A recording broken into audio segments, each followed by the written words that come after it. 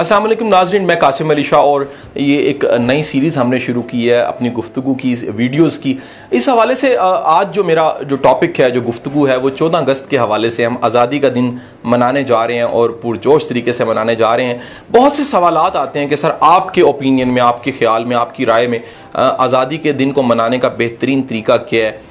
या इस जश्न आज़ादी के हवाले से आपके व्यूज़ क्या हैं। मैं ज़रूर कहूँगा कि हजूर, अगर आप अपनी सोचों के ग़ुलाम हैं, आप अपने नज़रियात के ग़ुलाम हैं, आप अपनी आदतों की कैद में हैं, आप अपने अफकार की कैद में हैं, तो आप कहाँ से आज़ाद हैं? आप ख़ुद देखिए, पहले आप आज़ाद हैं कि नहीं। मुल्क तो आज़ाद हो गया 14 अगस्त 1947 को, लेकिन सवाल है आपके लिए बहुत बड़ा कि क्या आप आज़ाद हुए हैं? आप अपनी फ़िक्रों से, अपनी परेशानियों से, अपने हालात से, अगर उनकी जद में आके आप मजबूर हैं